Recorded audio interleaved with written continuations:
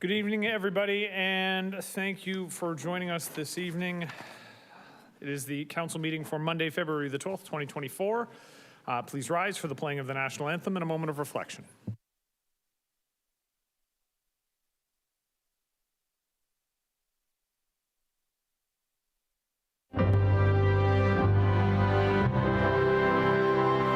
Oh, Canada.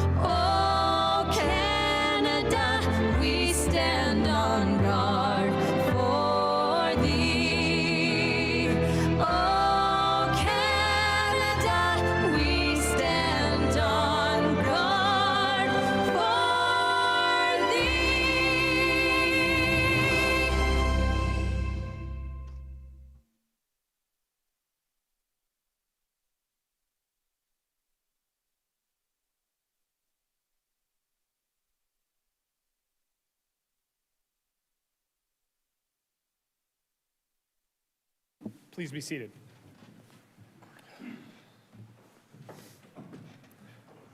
So give everybody a moment to settle in. I will now look to Councillor Ratzlaff to read the land acknowledgement. The land on which council meets today is the traditional territory of the Haudenosaunee and Anishinaabe peoples, many of whom continue to live and work here today. This territory is covered by the Upper Canada Treaties and is within the land protected by the Dish with One Spoon Wampum Agreement. Today, this gathering place is home to many Indigenous peoples made up of First Nations, Inuit, and Métis. The Dish with One Spoon Wampum Agreement should remind us that our responsibility to ensure the territories on which we live and work, is never emptied, and that we take care of the land and its inhabitants in a way that ensures its future sustainability. Thank you, Councillor. And thank you, everyone, for joining us tonight. I wanted to start today by thanking leadership and members of the Niagara Palestine Coalition for meeting with myself and Councillors Ratzlaff and Miller.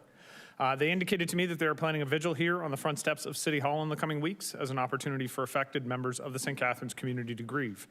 I appreciate their willingness to meet and engage in constructive discussion on the issues that the local community here in St. Catharines and Niagara face, as I have with other groups. On behalf of council and city staff, I would like to extend condolences to the family and friends of Norris Walker. Mr. Walker was a fourth-generation co-owner of Walker Industries. He received the Queen's Golden Jubilee Commemorative Medal for service to community and country, and in 2001 received an honorary doctorate degree from Brock University for his outstanding contribution to public service. Our thoughts continue to be with his family and friends during this difficult time. In news, last week, CEO Oakes, Director York, Chief of Staff Woody, and myself met with Municipal Affairs and Housing Minister Calandra in Toronto. I appreciated the opportunity to sit down with the minister and discuss issues on a wide range of topics related to housing and infrastructure in our community. Specifically, I raised the issues council has brought to the floor in recent months, ranging from development charges and being made whole to areas where governance reform is sorely needed as we work towards our housing pledge. The minister was receptive to our concerns, and I'm looking forward to hosting him and his staff in the coming months to show him the steps we are taking here in our community. On February 1st, we celebrated the beginning of Black History Month by raising the Pan-African flag at City Hall. Black History Month offers us an opportunity to learn the stories and the many important contributions of Black Canadians. Thank you to Rochelle Bush and Julia Dunn for speaking at this event, as well as to Chris Fire for his drumming.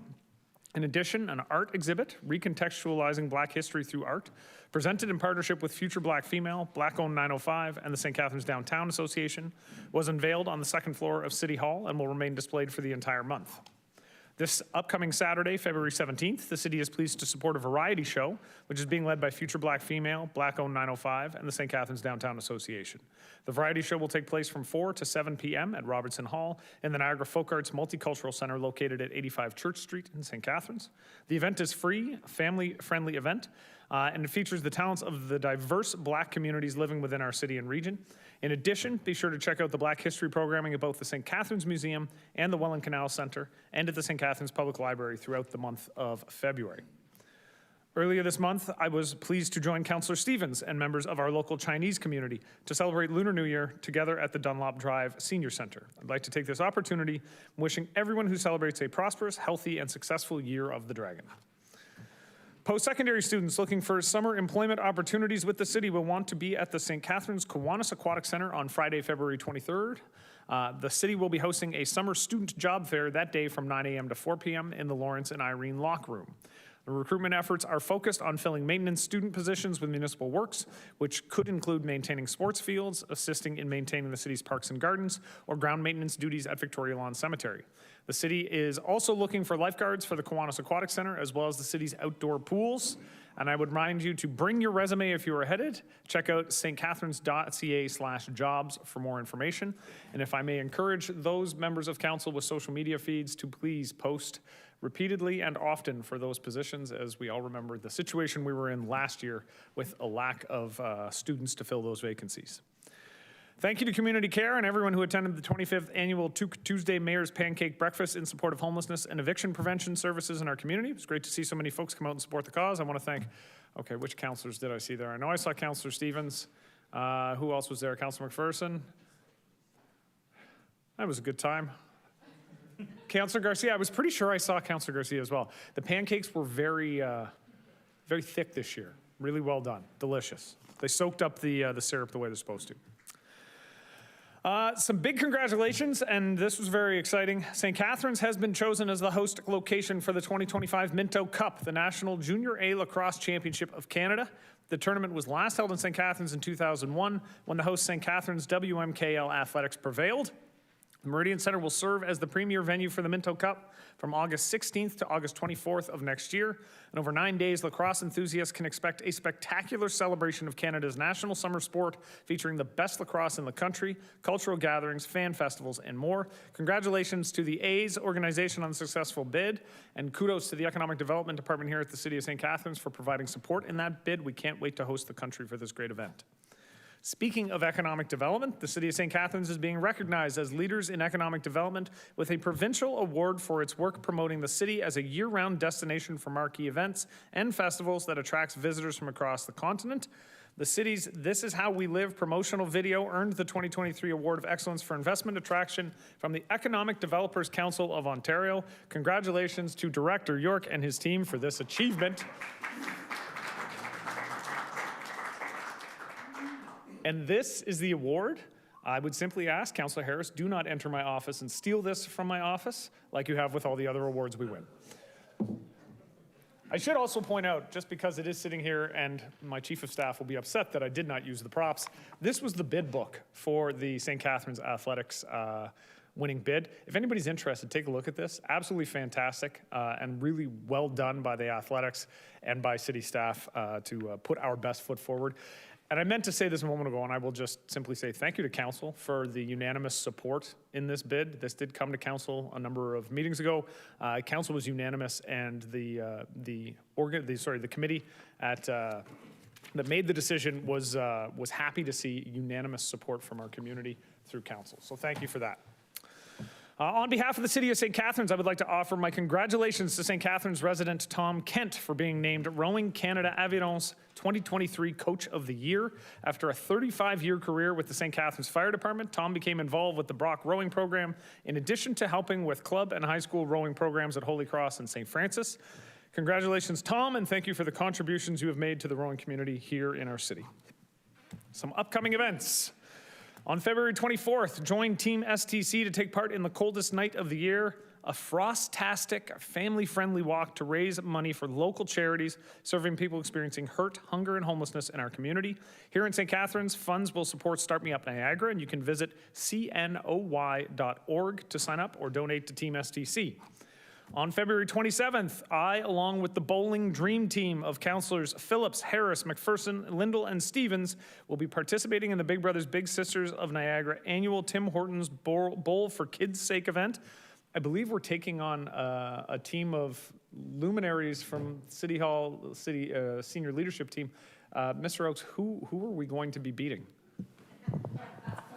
Through you, Mr. Mayor, I think you're going to have tough shoes to fill. We have a senior leadership team. I can't quite give you all of the members because we're having tryouts later this week to plan for it. But So if we I'm, will if have I'm, quite the. if I'm understanding you, Mr. CAO, so many members of the senior leadership team are afraid to come up against the council team that you can't find anybody to bowl with you. No, we through you, Mr. Mayor, we are having tryouts. They may not be at a bowling alley, but we are going to be having a discussion on who wants to participate. Wonderful.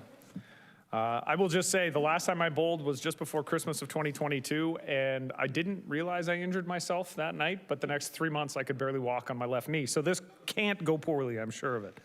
I look forward to taking on the staff team from St. Catharines, as well as challenging teams from other municipalities across Niagara. For 85 years, Big Brothers Big Sisters has been igniting the power and potential of youth across Niagara, and your support will ensure youth in our community that need it the most have the opportunity to experience life-changing mentorship.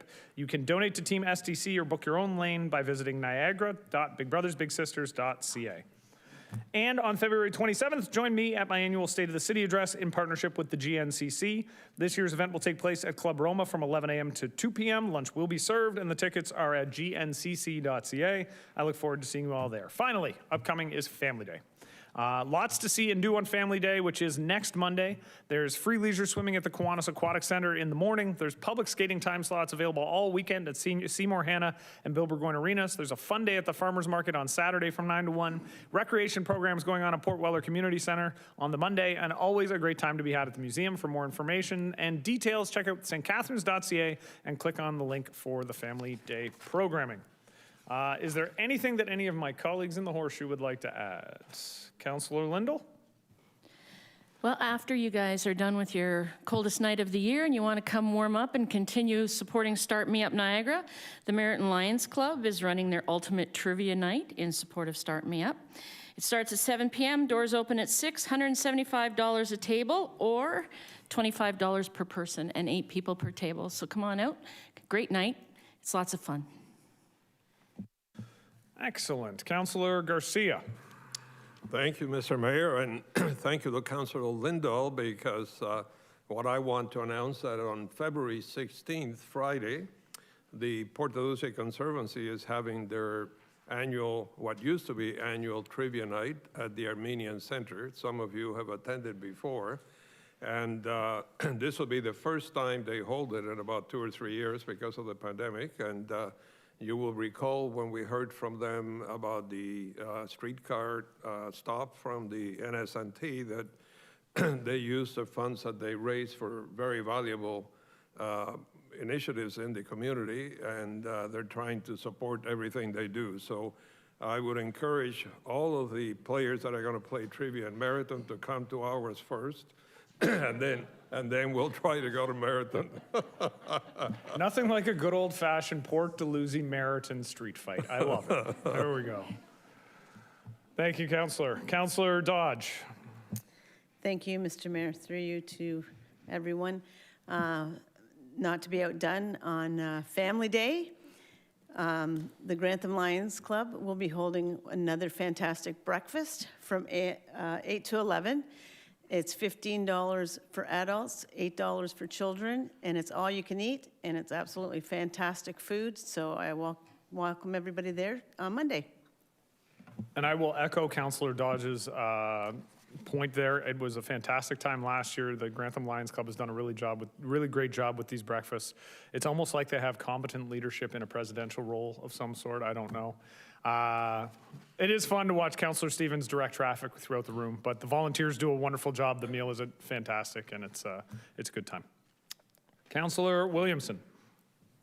Thank you, Mr. Mayor. I'll venture into a little bit of federal politics. Thursday, we will celebrate the 59th time that our flag was raised for the first time back February the 15th, 1965. And of course, our red and white iconic flag is the flag that unites Canadians and brings different emotions together when we see that flag, but most of all, I think they're positive ones, and Canadians are proud of the good things that we've done, of course, and for the most part, we have a lot of things to be proud of, and we got to be grateful for that. So thought I would mention that important anniversary next year will be the 60th.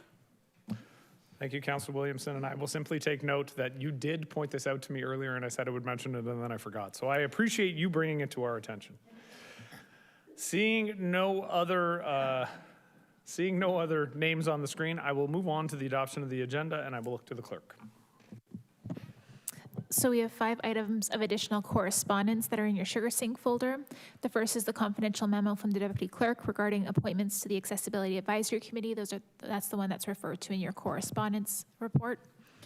The second is a correspondence from the Downtown Association regarding support for a municipal development corporation. The third is a memo from the Manager of Programs and Cultural Services, Private Watson update.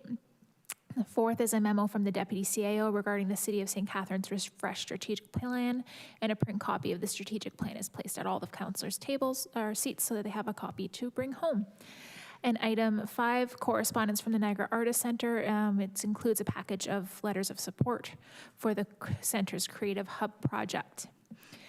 Prior to the meeting, Councillor McPherson did send a request to move item 10.1, the motion regarding funding towards Niagara Artist Center Creative Hub, to go before item 9, discussion reports, as there are a few delegates. And then Councillor Lindell is requesting that Council approve the addition of a closed session item not appearing on the agenda.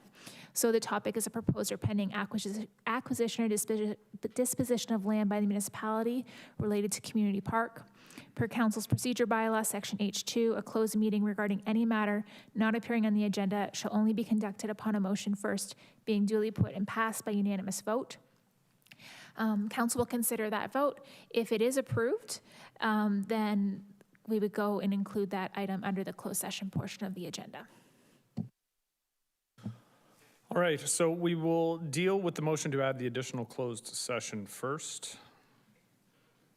Just 1 second.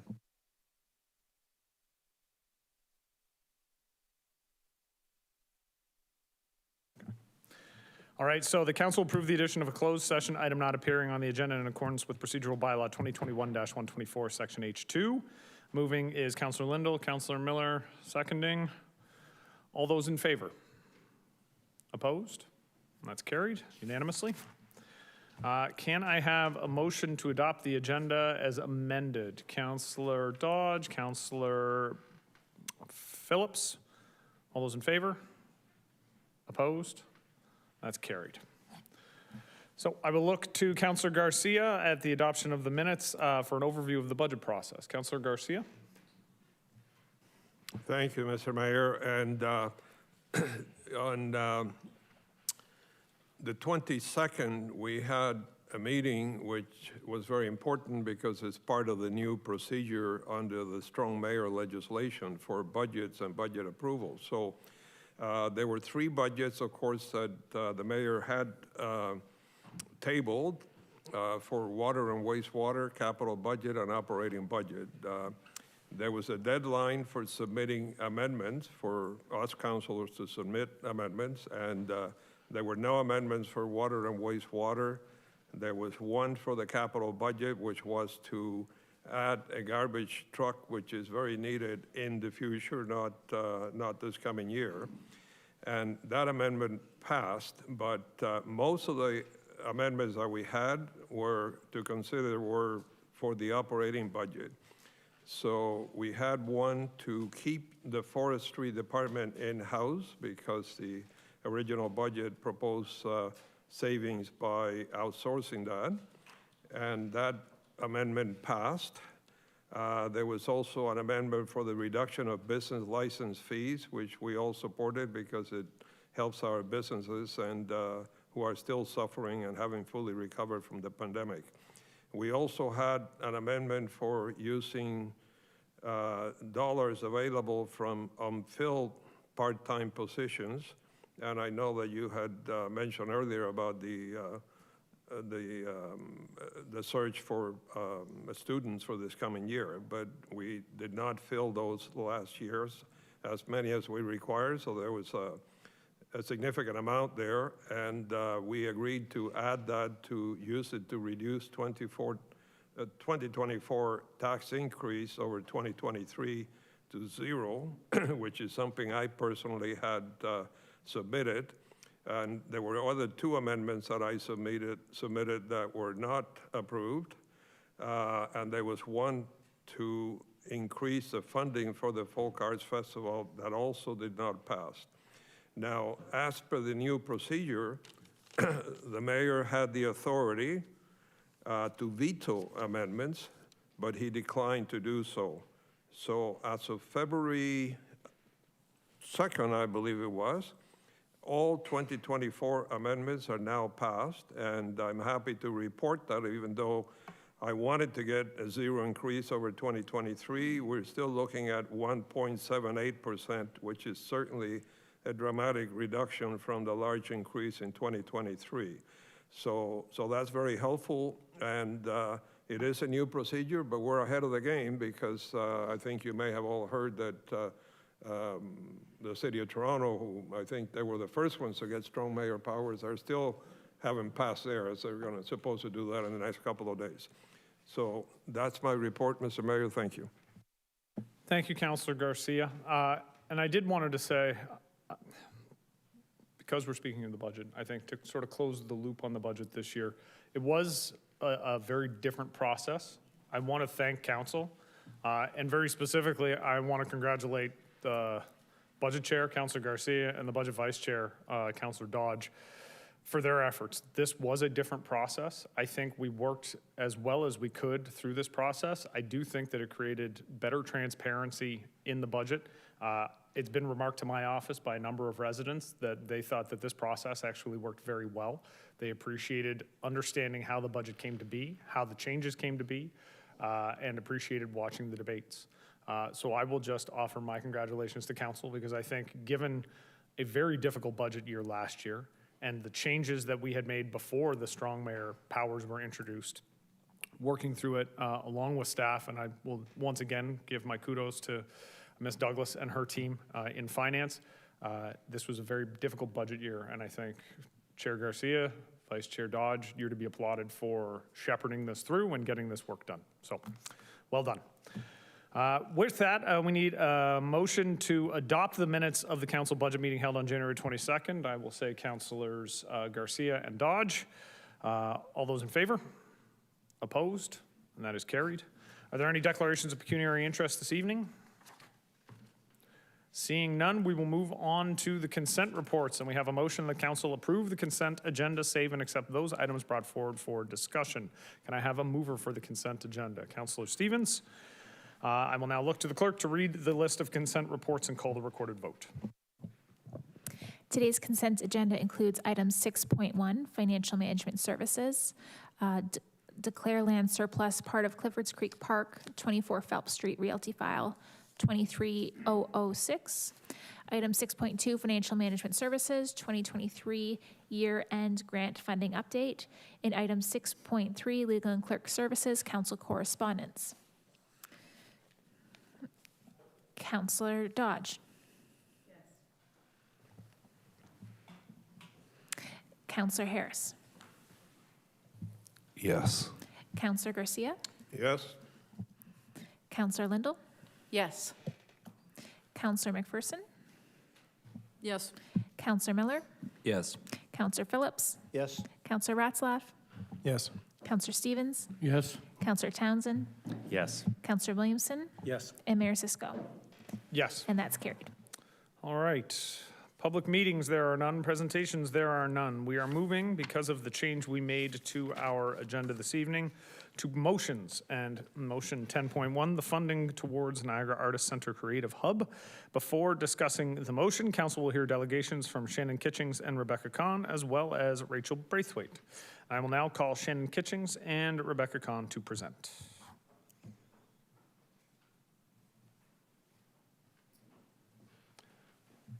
The lectern is yours. Ms. Kahn, welcome back. It's good to see you. Good to be here.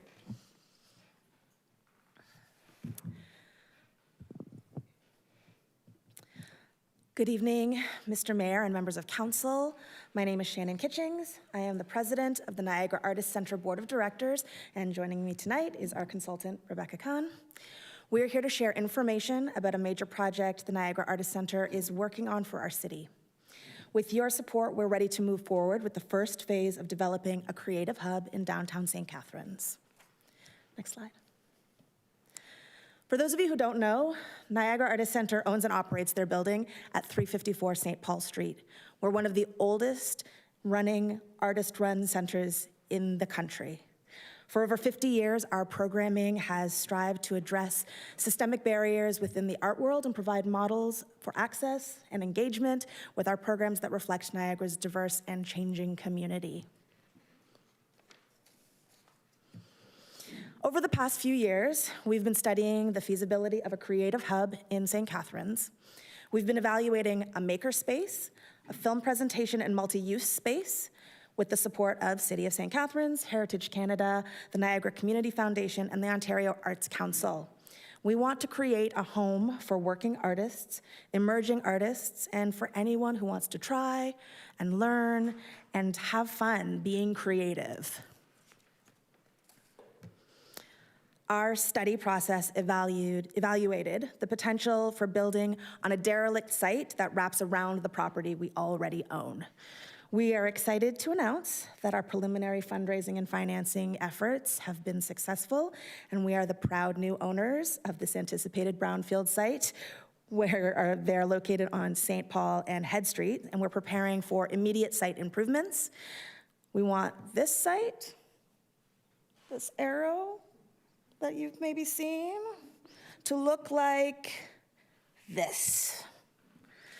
And we have a lot of work to do. Our long-term goal for the Creative Hub is to build a property that houses 6 makerspace stations for artists of all ages and all expertise, 2 small film and cabaret presentation spaces, an office, storage, and rehearsal space. But there's a way to go before we get there. Our first phase of the project, our immediate next steps, we must demolish the existing buildings on the property and undertake an environmental assessment to determine what remediation is required. Our goal is to have this work done by the end of March. And here's where you come in. To accomplish this, we need City Council's help. We have all but confirmed funding from Canadian Heritage for the project, but they are looking for municipal contribution to ensure the city is in support of our plans. So tonight, NAC is asking for $32,500 from City Council to help us clean up the property. This is 25% of this phase of the project. With your help, we're going to turn these derelict properties into a creative hub space. We'll start by removing the buildings that exist and erecting hoarding, which will be beautified by local Niagara artists who will create a mural, and it will contribute to the attractive facade of the streetscape while the hub is being developed. Here are some examples of what public art can look like during construction. We also want to let you know that we have aligned our project with the city's new strategic plan. We feel like it really serves in several ways. Specifically and immediately, we're contributing to the regeneration of downtown, complementing existing institutions, and furthering the establishment of St. Paul Street as a cultural corridor. Both the interim activity for this site and the future creative hub will support entrepreneurial growth and drive economic prosperity by leveraging potential opportunities from our untapped supportive community of artists, creators, and makers. NAC has a lot of experience already in building businesses with artists. To date, we've successfully incubated 2 successful businesses in downtown St. Catharines and are currently providing studio space for 14 artists. Additionally, the hub will contribute to the social well-being of St. Catharines citizens and facilitate cultural vibrancy by providing a new and exceptional venue for the city for the arts. We've included in your packages in Sugar Sink some additional letters of support. Thank you so much for considering our request. We'd be happy to answer any questions. I am going to take a guess that you timed that because that was almost perfection. I do what I can. There was an extra sentence added in, that's why. No, but I was into the 15-second wrap-up portion and you were nailing it, so. Councillor you. Townsend. Thank you, Chair. Through you, thanks for the presentation. I appreciate you coming in today. I know the NAC's been doing some great work downtown. My question is in addition to city support, are you going to be applying to any provincial or federal grants, including the Ontario Trillium Foundation grant that just opened up, I believe, 3 days ago? I'm going to have Rebecca help support in this question. We are seeking a variety of funding for all phases of this project. The project has already been supported by the city, by the Department of Canadian Heritage, by the Ontario Arts Council, and by the Niagara Community Foundation in its early planning phases. And we are looking at all grant opportunities and levels of government in the next phases of the project. So Trillium is absolutely on the list, and we're not looking for their support in this phase because we need to move very quickly to get this demolition going. We've got that perfect opportunity where the Department of Canadian Heritage has monies available before their year end, so we can get this done. But next phase, you betcha, Trillium's on our list. Perfect. I'm happy to hear that just because I did see the deadlines online and I'm happy that you're aware, but thank you. Thank you, Councillor Townsend. Councillor McPherson. Thank you, Mr. Mayor. Through you, thank you both for being here. Just a couple of questions, so people understand you are also seeking funding from donors as well, correct? Yes, we have a fundraising campaign. We have successfully achieved our initial fundraising goals towards the purchase of the property and have an ongoing membership drive as well. So we have the support of our members and community members as well as donors, and we'll continue that fundraising plan as we move forward with the various phases. Okay, that's fantastic. And just a question about the makerspace. So for people like myself who think that we like to do things or like to try, will there be an opportunity for memberships and to, as a part of the ongoing? You want to do it? Oh yes, we're going to love members even more at the Niagara Artist Center, but the idea behind the makerspace is it's going to serve anybody and everybody in the community who wants to be a maker. So if you're into woodworking and have never done it before, we'll have classes, we'll have opportunities for you to learn and grow your skills. If you want to do textile art or jewelry making or ceramics, all of those things are going to be open to the public. We imagine an education program that serves children, youth, families, the works. Everyone's welcome. Fantastic, thank you. And then just one last question. With the film cabaret entertainment space, it just to come in case there's concern about competing with the film house at the PAC, it's a different kind of, you're envisioning a different kind of experience, right? Yes, in a later phase of the project, the goal is to have a 30-seat film venue and then a 54-seat performance space that will occasionally be used for film as well. So there might be a couple of screenings a week in that second space, but the 30-seat film venue will be for film only. The Niagara Artist Center already does film programming. They've been doing film programming for 40 years, I think, and every winter they tear down their gallery and turn it into a film space, and then they tear it down and turn it back into a gallery space. So they really want that gallery space to be available 365 days a year for visual artists, and so that film venue is going to create that opportunity. Thank you. Fantastic. Thank you, Councillor McPherson. Councillor Garcia. Thank you, Mr. Mayor, and thank you to the presenters. I admire and support everything that NAC does. They do great work, and I think having space for artists is just an excellent idea. It's something that's long been needed. I have one question. I love the idea about art on the hoarding. I think we're all familiar with hoarding around the city that after a while, like the one at the old GM site, it looks almost worse than the site. So question, since these are going to be creative people doing this murals, is there any way that you can incorporate some of that into the future of the facility somehow, or? Well, there's lots of potential to incorporate all kinds of things in the facility, as well as animating the space in a variety of different ways. So yes, we'll endeavor to work with artists, as we always do. We're an artist-driven space, guided and staffed by artists, to ensure that the creations that happen during the process are recognized and honored throughout the lifetime of the building as well. Great, and if this is successful, maybe you have another revenue source. You can hire yourself out for construction projects. Right? Entrepreneurial possibilities all galore. There's so many opportunities here. Okay, Yeah. thank you. Thank you. Thank you, Councilor Garcia. Councilor Phillips.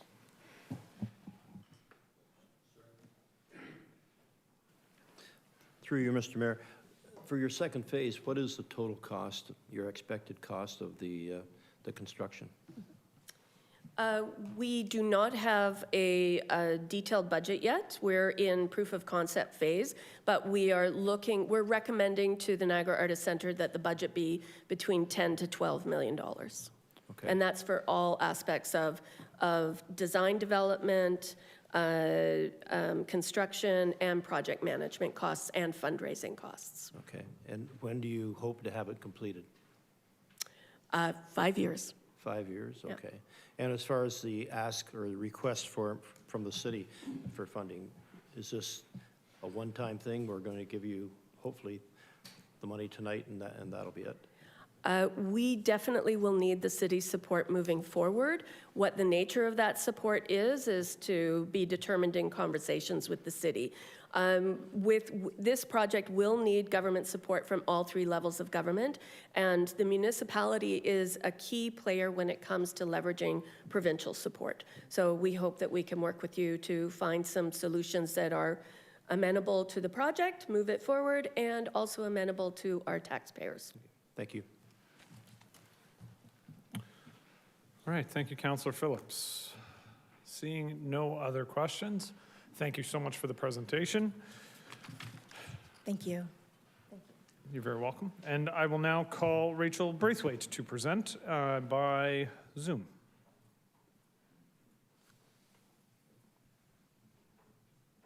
Good evening. Sorry I cannot be with you in person. I guess I should turn my video on.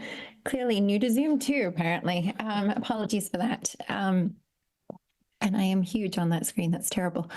Apologies. So I just wanted to share and express the St. Catharines Downtown Association's excitement for this amazing endeavor. The vibrant Niagara Artist Center is a beacon of creativity and innovation in our beloved downtown. As you heard, they've been founded since 1969, a collective of working artists. NAC is one of the oldest artist-run organizations in Canada, putting St. Catharines on the map already, and they will do so again with this project. The hub envisioned by the Niagara Artist Center is more than just a physical space. It is a dynamic, inclusive, and collaborative ecosystem designed to nurture the artistic entrepreneurial spirit within our community.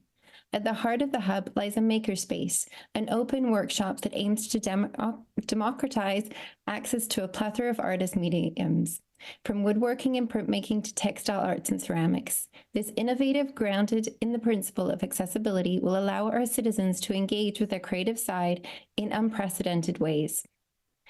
And I'm going off script here a little bit, just to say the first time I came to St. Catharines personally downtown, I walked in the East End and I looked at this house, this white house that has been derelict for quite a few years, let's just say. And I saw the potential. And it, you know, the Niagara Artist Center is a fantastic, locally grown, clearly have the heart of St. Catharines, have the desire to make St. Catharines all it can be in their heart. And they've decided to take this huge leap of faith. And I think that is tremendous to help this space become its potential. Now I'll go back to my script. Now let's delve into the tangible economic benefits that the hub is poised to bring to our downtown and city as a whole. Increased foot traffic. The hub is not merely a destination, it will be a catalyst for increased foot traffic. Events, workshops, and exhibitions hosted at the hub will draw people from all walks of life, creating a vibrant atmosphere that spills over into the surrounding businesses. The result? a downtown that pulses with energy and a boost in the daily footfall for our local establishments. It will also provide a boost in tourism. The cultural richness fostered by the hub is a magnet for tourism. We have seen in cities across the globe that a thriving art scene attracts visitors seeking unique and enriching experiences.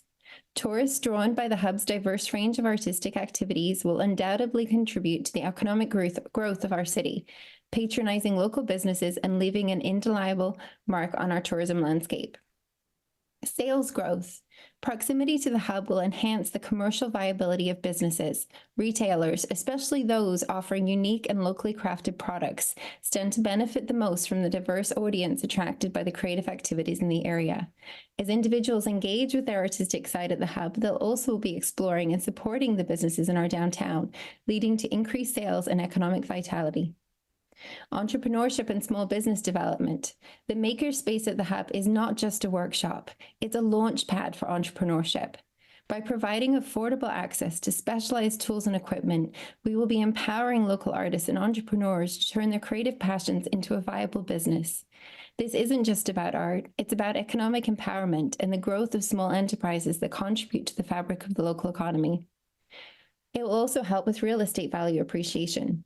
Investing in creative hubs often translates into an appreciation of real estate values.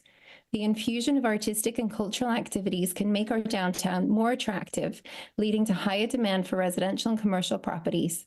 This in turn contributes to the overall economic health of our city. In conclusion, the hub is not just a space for artistic endeavors, it is an economic catalyst for our downtown and the city. By investing in the creative potential of our citizens, we sow the seeds for a flourishing and prosperous community. I urge you, esteemed council members, to support the Niagara Artist Center in realizing this vision for the hub, a venture that will undoubtedly shape the future of our city for the better. Thank you for your time and consideration. Thank you, Ms. Braithwaite. Are there any questions for Ms. Braithwaite? All right, seeing none, thank you again for the presentation. Can I get a councillor to move the motion to receive the delegations? Councillor Lindell and Councillor Dodge seconding.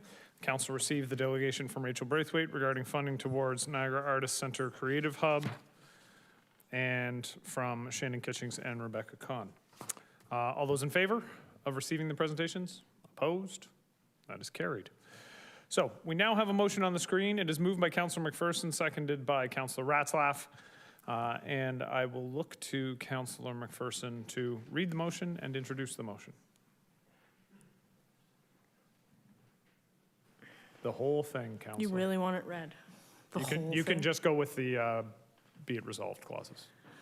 Be it resolved. It does involve spending money, so we should read the be it resolved clause. I'm happy to read the be it resolved, that the City of St. Catharines allocate $32,500 from the Civic Project Fund towards the $130,000 budget for the Niagara Artist Center Creative Hub development to contribute to the costs associated with demolition, environmental testing, leveling, and grading of the property.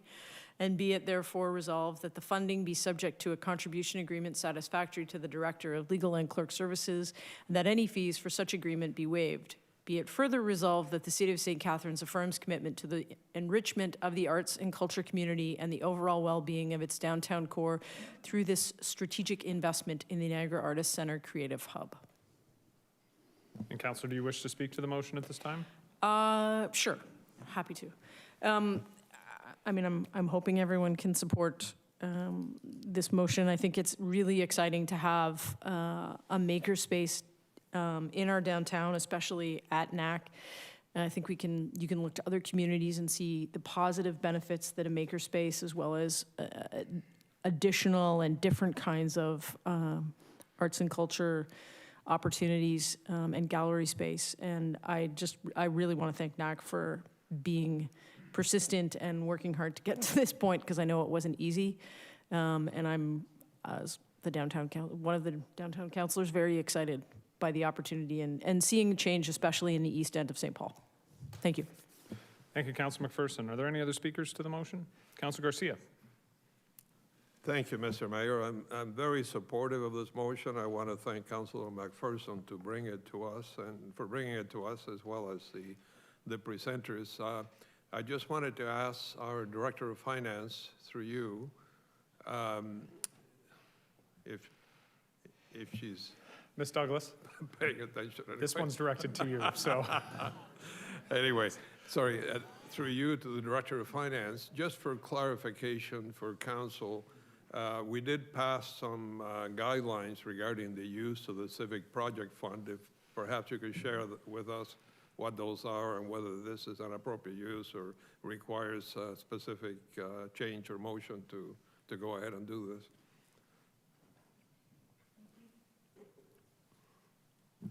Thank you, through you, Mr. Mayor, to the councillor. Council did approve a policy with regards to the Civic Project Fund that you can use 10% of the previous year's balance towards various community initiatives that council approves. To date this year, there was one item that was approved within the 2024 multi-year budget that was approved, but this amount would be within that policy approved by council. Okay, thank you. Thank you, Councilor Garcia. Councilor Ratzlaff. Yeah, thanks. Just, I'm in support of this as well, and I think that when I lived in Hamilton, went to school in Hamilton, the creative hubs like NAC played a huge role in transforming that community. And I saw the impact, the positive impact they had on the downtown and the community at large. Art organizations like NAC have a unique ability to tell our story and help people from St. Catharines define who they are. And with Rodman Art Institute of Niagara, Suitcase and Point, of course, the Performing Arts Center, and the other arts groups that are in downtown, I think there's huge potential here, and it's a great opportunity for the city to partner with and be involved in the transformation that's happening there. So thanks. Hope everyone can support what they're doing. Thank you, Councilor. Councilor Stevens. Yes, thank you, Mr. Mayor. I just like to put my 2 cents in, I guess, as well. Like, I think it's very good for the NAT to be able to expand like that, and it's a twofold for the city as well to help development at that east end of St. Paul Street. So it's a twofold for the city. We help the artists grow, and we get rid of some derelict buildings downtown that will have a use now, and to get that end of the street working as well. So very good, very good. Excellent. Thank you, Councilor Stevens. Seeing no other comments, I will look momentarily to the clerk to call the roll, but before I do that, I do want to echo some of the comments and just say this is a relatively small contribution, and if all the city were getting were the demolition of these buildings, it would be worth the investment. As the downtown councilor for 11 years, this building has been an eyesore for significantly longer than I've been an elected official. And I think the investment the city is making here is absolutely worth it just to clean up the streetscape. But in addition to getting the demolition, we are getting significantly more. And I think that this is a great example of projects continuing along in the vein of the Creative Cluster Master Plan, which was created during Mayor McMullen's term. And that council that had, I think, a visionary idea for the downtown, this is a logical and positive next step along that path of the Creative Cluster Master Plan. I will close by simply saying kudos to Mr. Remus and everybody involved at Niagara Artist Center. I like to tell people that that building that's going up on Carlisle right now, 57 Carlisle, was not something that happened overnight. I was sitting in a meeting in that room over there 9 years ago now when Mr. Adelick came forward with his initial plans and presented them to myself, my ward mate, and the planning director of the day. It took a long time to get that project through. Mr. Remus and the folks at NAC have been talking about this for almost as long, trying to work through the process. They've done an exceptional job, to Councillor Townsend's point, of accessing grants and identifying dollars that are available and doing the fundraising in the community to be able to get themselves to this point. So I am very happy that we're able to provide some support to what I think is going to be an absolute net benefit to the downtown. And with that, I look to the clerk. Councillor McPherson? Yes. Councillor Ratzlaff? Yes. Councillor Harris? Yes. Councillor Garcia? Yes. Councillor Townsend? Yes. Councillor Williamson? Yes. Councillor Stevens? Yes. Councillor Phillips? Yes. Councillor Miller? Yes. Councillor Lindell? Yes. Councillor Dodge? Yes. And Mayor Cisco? Yes. And that's carried. All right, we go to the discussion reports, and we start with 9.1, Planning and Building Services.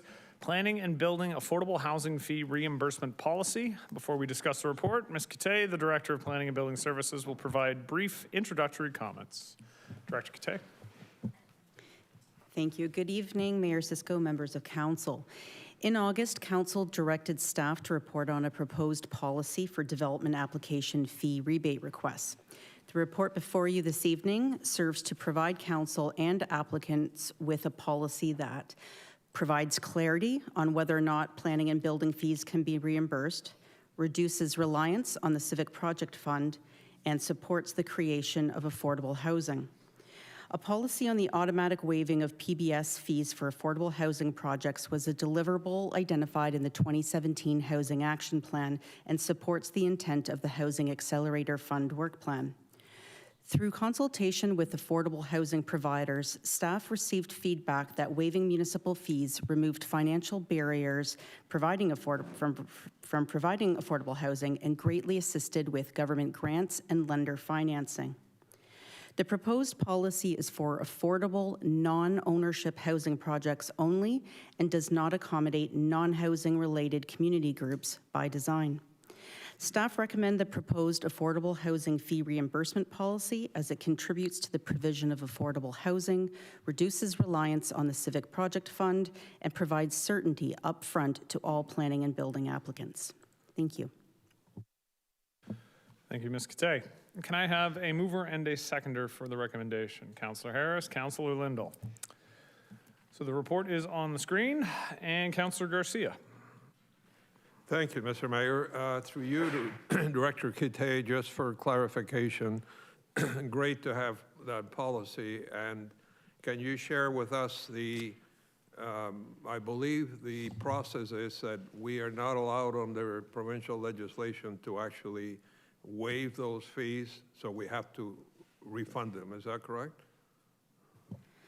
Through the mayor to the councillor, in 2006, under the Building Code Act, there was a movement towards making building divisions operate on an enterprise model where there would be 100% cost recoverable, therefore growth paying for growth, and that department not being funded based on the tax base whatsoever and only through building permit fees.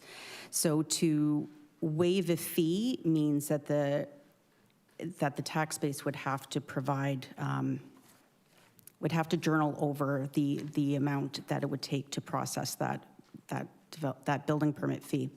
For the planning side of things, following our comprehensive fee review project that was reported to council last year and in consultation with the building industry, the fees were set for planning and building based on, in planning, a 75% cost recovery for the development planning functions, and the remainder of the department is paid for through tax levy.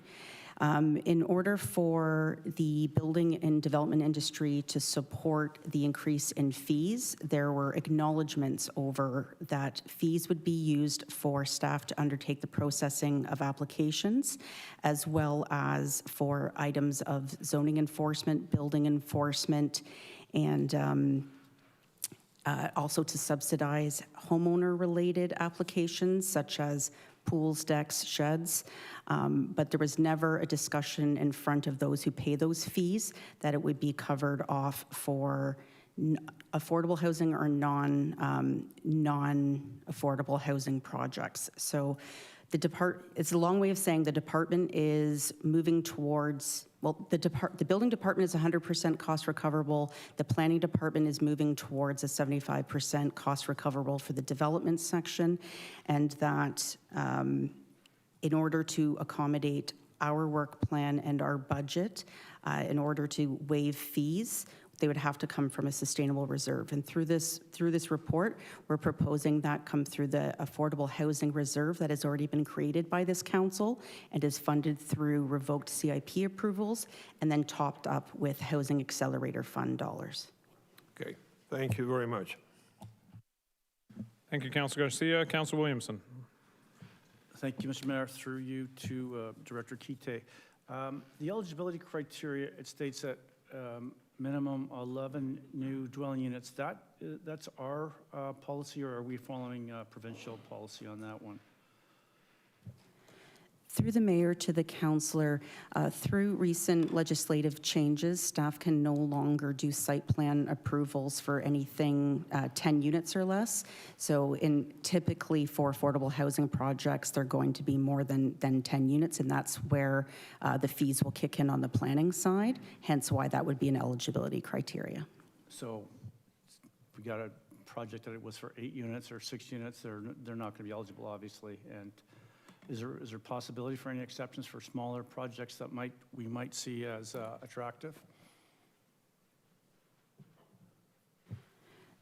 Through the mayor to the councillor, at this time, the way that the policy is drafted is that it would be for 11 or more units. We don't, because of scale of administration of affordable housing facilities and services, we don't usually see things that are less than 11 units. Thank you. Thank you, Councilor Williamson.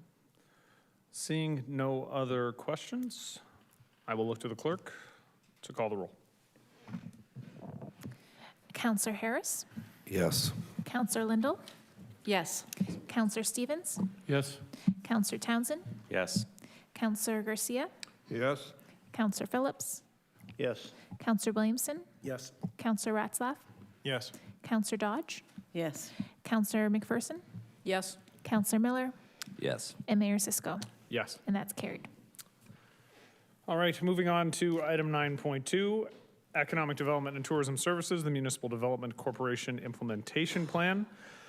Before discussing the report, council will hear delegations from Rachel Braithwaite and Mishka Balsam. At this time, I will call on Rachel Braithwaite to present via Zoom.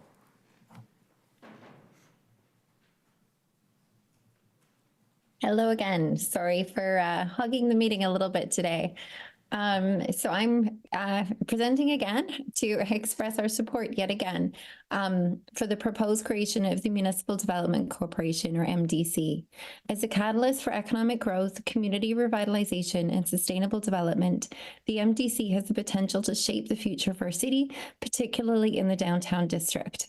Before delving into the specifics, I want to draw your attention to the recently released strategic plan for 2023 to 2027 for the city.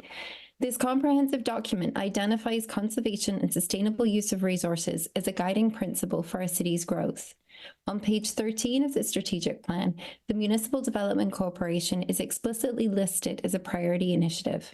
This strategic alignment underscores the significance of the MDC in advancing our city's goals for responsible growth and resource utilization.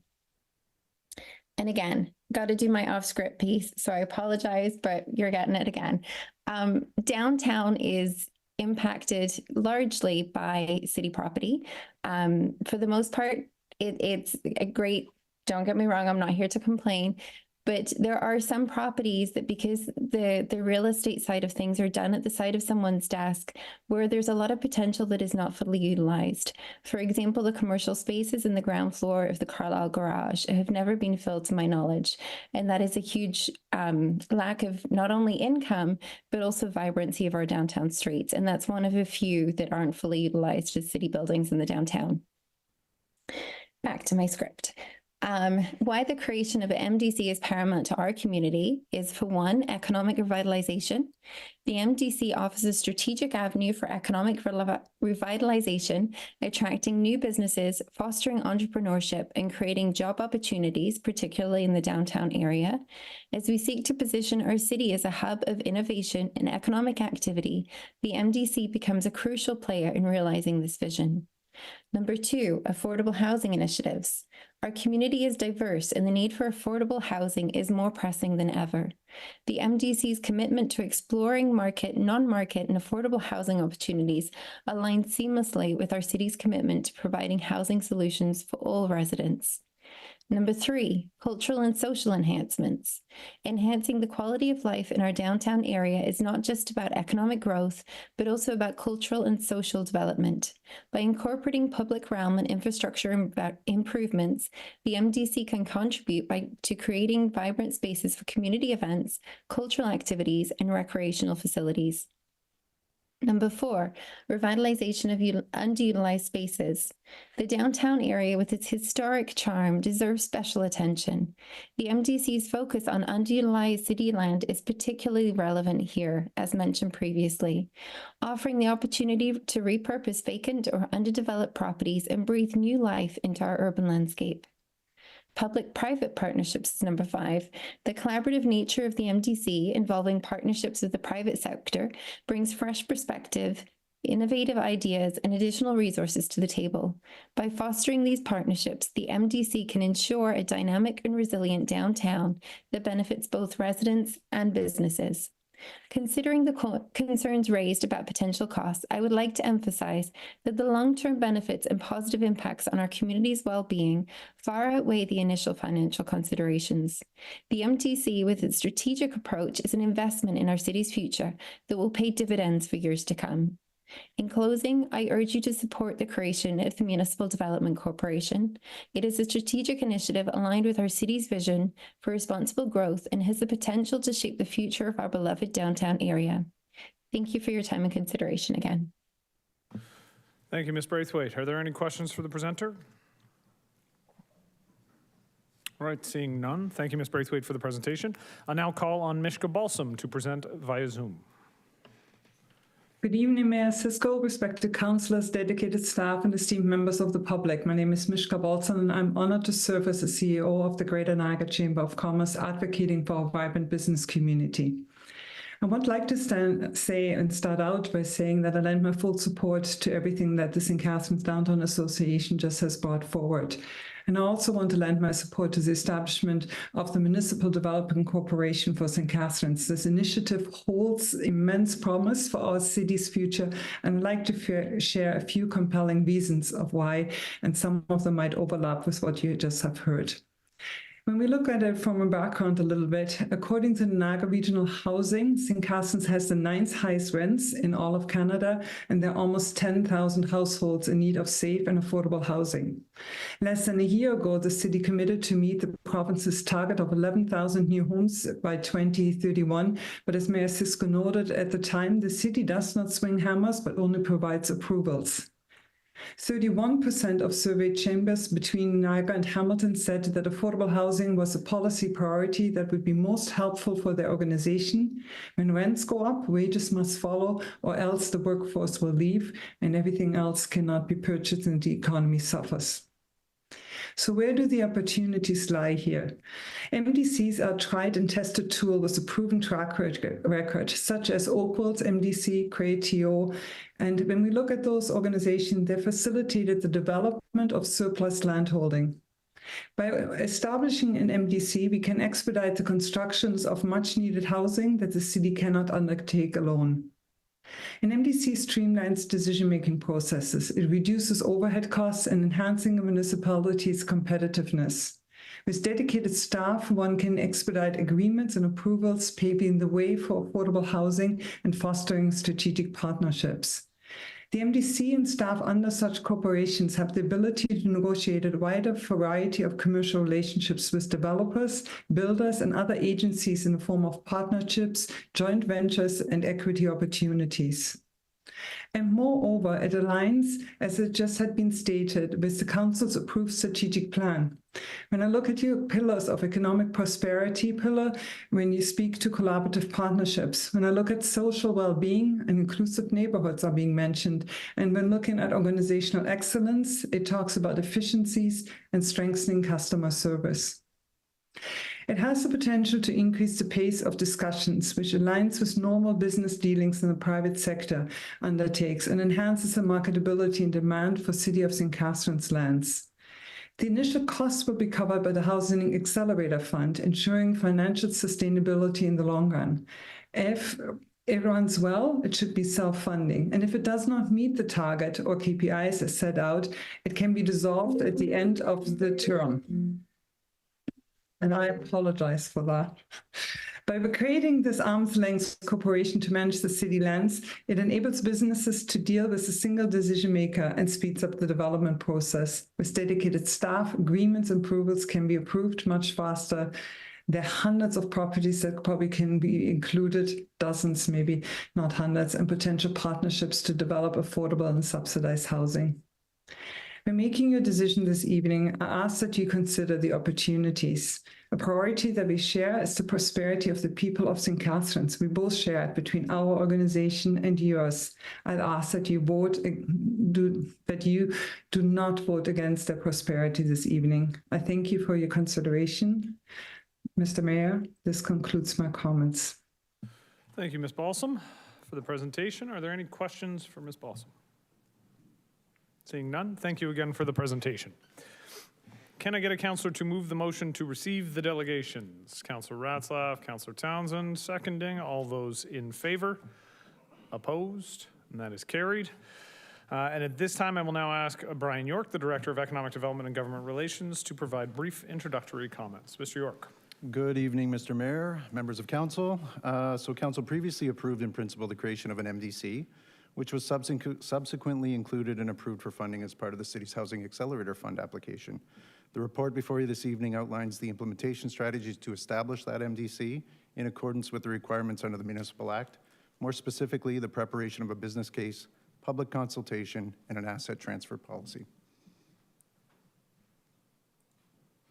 All right, thank you, Mr. York. So for mover and a seconder, I have Councilor Harris to move, Councilor McPherson to second.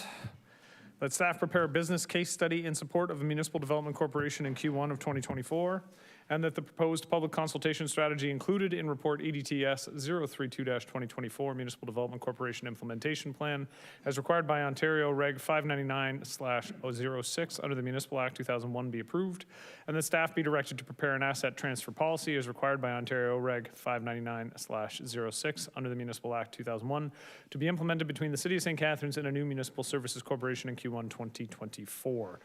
Are there any speakers to this? Councillor Phillips. Just through you, Mr. Mayor, just a few questions about the makeup of the corporation. First of all, in the second under recommendation, it says staff be prepared to be directed to prepare an asset transfer policy between the City of St. Catharines and a new municipal services corporation. What exactly is an asset transfer policy? What's getting transferred? I'm not sure. Mr. Chania. I wasn't sure who it was going to be, but Mr. Chania. Yeah, neither was I, Mr. Mayor. Thank you. Always good to go to the lawyer for this one. Thank you so much. Only if you get the answer you want. The answer is it depends. Through you, Mr. Mayor, to the councillor, excuse me, an asset transfer policy is just that. It's a policy which will set out the steps and requirements which the MDC will have to follow in order to transfer assets to the corporation. So basically you're saying that the properties that we presently own as a corporation determined by council will be transferred to this corporation? Is that what it is? Yes, that's correct. Okay, thank you. And it should be noted, not all of them, the ones we decide to transfer. Yes, okay. In turn, right. Who determines who the members of the Municipal Development Corporation will be? And as far as the composition of this corporation,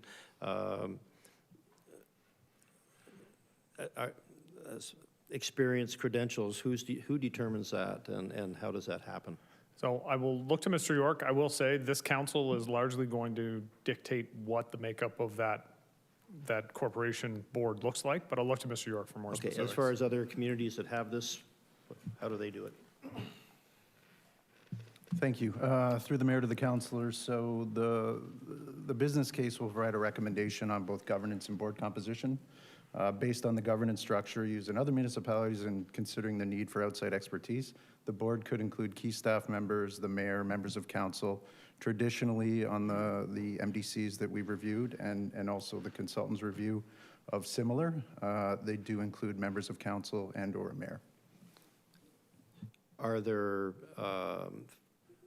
say, residents who are involved, say, in real estate or anything like that? Are they included, or strictly a council staff? Through the mayor to the councillor, typically those who are experts in that field of development would participate or want to participate on a board such as this. Again, that's the entire part of the business case and the public consultation strategy that we're looking to approve tonight. On the average, how many members would be included in this corporation? Through the mayor to the councillor, 5 to 8 was a recommendation by the consultant study of 2022. So we would again look to that model to bring forward. Okay, we presently have a staff member responsible for real estate. Would that person automatically become part of the corporation? Through to the mayor to the councillor, I don't believe the intent is to determine who at this point. We take a recommendation from the consultant and or senior staff. To me, it makes sense that that person would be included because then her or his salary would be part of this and it would be taken away from the operating budget, but just every night is budget night, eh, Councillor Phillips?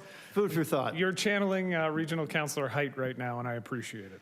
Well, he just got back from holiday. I haven't really had much chance to talk to him to get some suggestions, but okay. And lastly, I would hope that if this does pass, that we would receive at least an annual report as to the activity of the corporation, and. In the report, it reads, in addition, the business case will provide a mechanism to dissolve the NDC at the end of the Housing Accelerated Funding period should expected outcomes not be realized. Who determines the outcomes? Through the mayor to the councillor, as council would serve as the sole shareholder, it would be incumbent upon that board to present back to council. And then council would decide whether it's worthy of continuing. Through the mayor to the councillor, yes, it's council's corporation. Thank you. Thank you, Mr. Mayor.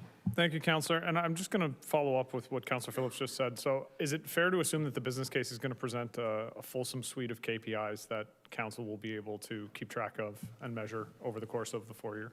Through the mayor, sorry. To the mayor. To the mayor, sorry. Yes, of course. Thank you. Mr. Mayor, one other question that I forgot to ask. Can we just ask the councillor's mic be open? Can you give us examples of other cities similar in size that have a similar corporation as to their successes or not successes?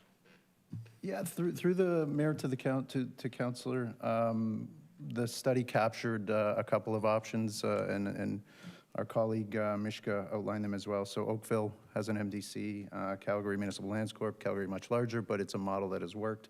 Creatio in Toronto, Edmonton CDC, and the Burlington Lands Partnership.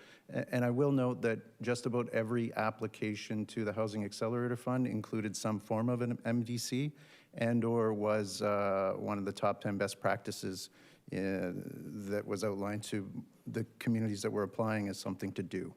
So the minister and CMHC were very keen on not seeing surplus land sitting idle and it being developed for the purposes of housing. So we're very much aligned. And just to follow up on what Mr. York said, I guess Minister Fraser was speaking today and continued along that line of thinking that, you know, municipalities need to be willing to do something with their land. They can't just continue the way it's always been where that land stays surplus and doesn't move. And I think we here in St. Catharines have seen that happen over at least my time on council. We don't make good use of our surplus lands for a number of different reasons. With that, I'll look to Councillor Stevens, followed by Councillor Williamson. Councillor Stevens. Thank you, Mr. Mayor. Yes, very good presentation, by the way. Thank you, Director. I know we had a lot of discussion about this earlier on or in the past, whatever, and council was kind of split on having this corporation because we didn't want it to be funded by property taxes, and it's not. So, I mean, that's a very good plus. And my problem with government agencies is once they seem to be established, they never go away. So having that in here, that if this doesn't work or we sell all our assets or whatever down the road, that we can dissolve it as a council is a big plus and a savings to our taxpayers down the road if it doesn't work. And as far as one person, and as Councillor Phillips pointed out, we have one person looking after this now, and they can't. It's not working. Like we all know, the Carlisle Street Garage, all that retail space has been sitting empty since that was built how many years ago? you know, and that's where a corporation like this could, you know, get some tenants or whatever and get working on that and getting rent to the city, and again, then we're getting income coming back for our taxpayers.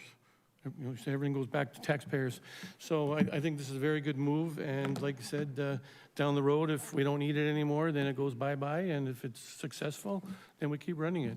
So, and it should be self-sufficient through our property managers, as the CEO pointed out, would be the ultimate goal. So I think it's a very good move. Thank you, Councillor. Councillor Williamson, followed by Councillor Townsend. Councillor Williamson. Thank you, Mr. Mayor. Through you to Mr. York. Councillor Deputy Mayor Phillips mentioned the fact that we have been successful in the past in terms of, and during my time, we assembled, the City of St. Catharines in cooperation with the province, assembled the properties to build the MTO building.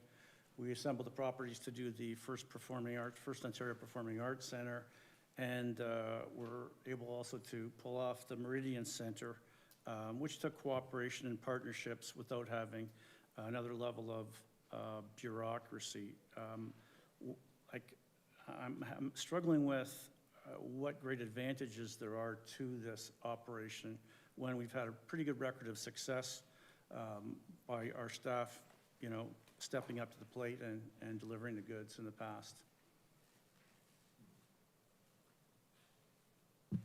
Through the mayor to the councillor. I think, so the projects that you identified were some pretty significant projects, and those land assemblies, they certainly took time, and there's no question. Today's crisis is about housing and affordability, and the intent here is to bring property to market so that the developers can build more quickly, more nimbly, and putting it in the hands of an autonomous board with council support allows a little less bureaucracy, and that word keeps getting thrown around here, and I think it's quite the opposite. It allows a dedicated staff person and/or, you know, one or two to be reporting through a board whose sole mandate is to get development moving quicker. The planning process still remains the same, so council still has its authority over that, and, you know, we're certainly supportive of what PBS does in bringing SPAs to approval stage. So that piece is still in the control of council. This is about getting land ready for development and somebody in the ground a little bit quicker. Thank you. And previous councillor mentioned that funding is not coming from the local taxpayers. Is there assurance that that is the case? Through the mayor to the councillor, 100%. The MDC is one of 7 initiatives that was approved under the Housing Accelerator Fund, and the creation of the MDC was identified as a key initiative to be funded. Thank you. And the properties, we don't have that many properties in public ownership that really would come into play here. And the one I noticed is what used to be called City Sports Park, now Alex McKenzie Park downtown. I guess we would still continue to work with a Recreation Master Plan Committee. That wouldn't necessarily be seen as a property that would be up for development and changing use from an active recreational use, for example? 100% through the mayor. Okay. You are correct. The intention there would be to what can we do in addition to? So maintaining that as green space. So the MDC isn't, it doesn't have to be just about housing. It can be about commercial, industrial, civic project development. But for today's purposes, the sole intent here is it's about housing. But we can certainly look at that in the future. And other good exemplars have been noted, and of course, one of the more infamous ones was the city of Brampton back in 2022, when they kind of kept the council out of, kind of in the dark on some issues that were happening. So I am concerned a little bit about accountability when we maybe move things an arm's length from council. So I think that's a legitimate concern that we should all have. And then I know that the Dean of Council is not here tonight, but if he was here, he of course would ask about the costs and the extensive involvement of outside consultants in the process. So certainly there's an opportunity to bring in consultants to support this effort. City staff we don't do phase 1 and phase 2 remediation, exploration, that kind of work. So we're going to have to use some of those funds to do that kind of pre-development work. So that will be a factor. I've had a conversation with the Dean of Council, who has not changed his position, but was certainly open to the opportunity. Thank you. Thank you. Thank you, Councillor Williamson. Councillor Townsend. Thank you, Chair. Through you, I just want to thank staff for the work that's gone into this.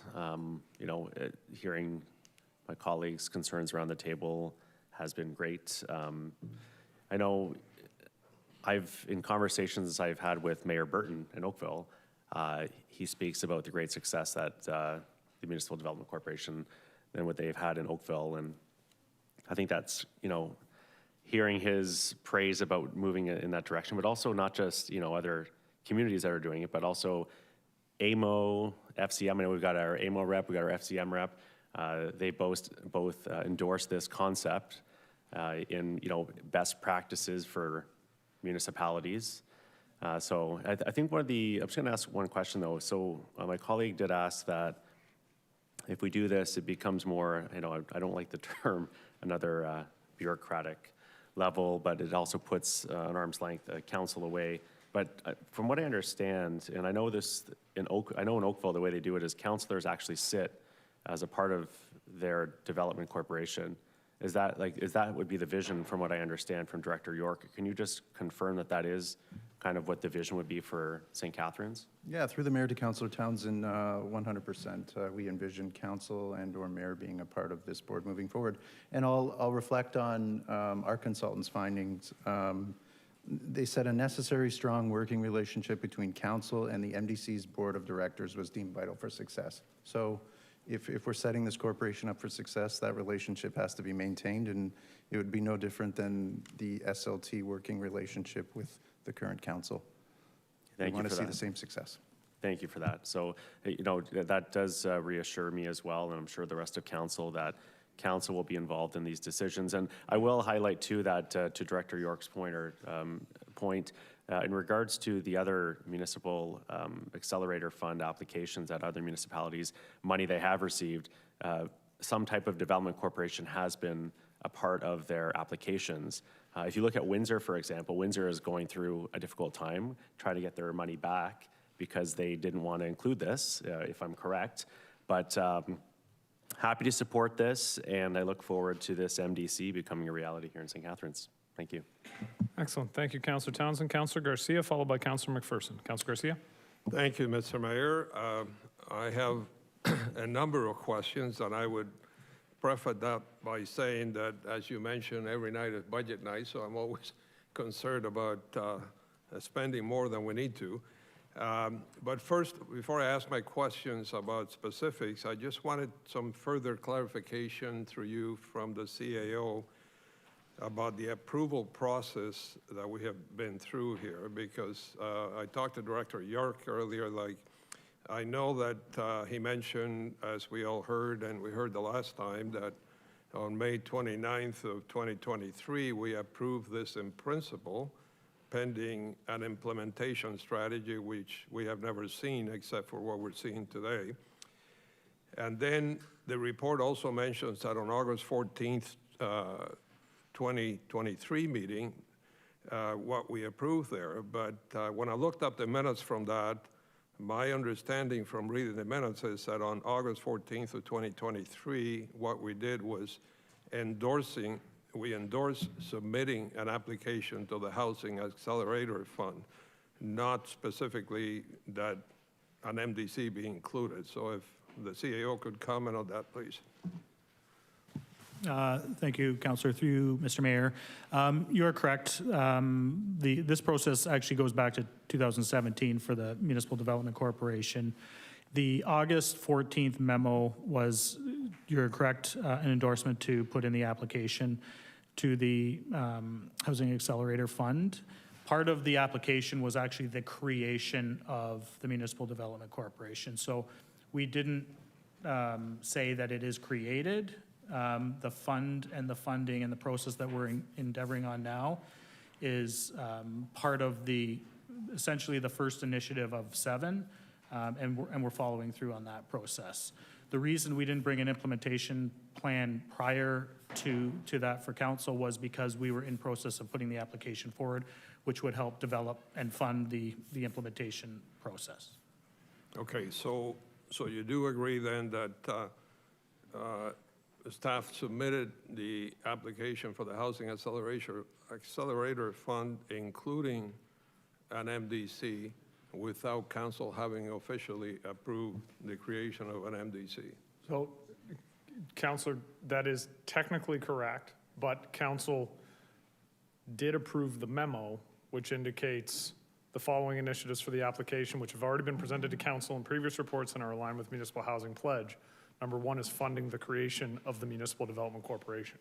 So when council passed that memo, council was approving that step as a part of our housing application, our Housing Accelerator Fund application. Okay, so we endorse that. I don't think we discussed it from my recollection, but anyway, that's water under the bridge. So thank you for that to the CAO. So I'd like to ask my questions now. So just specifics to the report that's before us tonight. I know on page 3, we mentioned that an MDC would allow us to negotiate outside the political system, which essentially says outside of council. So just want clarification. If an MDC was approved and formed and they had a recommendation on disposition of a property owned by the city, would the MDC approve that totally without any council approval, or would council be the final approval authority on